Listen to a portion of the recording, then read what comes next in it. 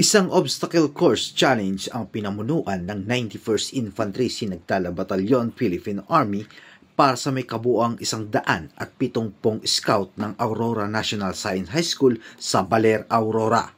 Bahagi ito ng School-Based Boy Scout of the Philippines at Girl Scout of the Philippines Backyard Encampment 2025 ng naturang paaralan.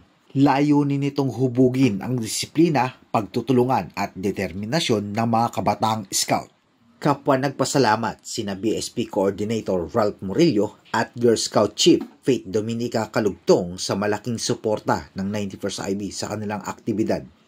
I want to say thank you to 91st Infantry Battalion for helping us for facilitating and creating the obstacle course. Without their utmost help, hindi may sasagawa yung activity na ito. Nakikita ko naman po yung enjoyment sa mga scouts, and we are very, very thankful po na binigyan po kami ng time and opportunity po ng ating mga armies po. And ayun po, sana po sa susunod, they will be willingly be here po again, and ayun po, continue being a hero to all of us, and thank you for your service po. Pinuri rin ni Ansay GSP Coordinator Loreline Rojo ang dedikasyon ng Sinagtala Troopers para maging matagumpay, ligtas at masaya ang ginanap na encampment.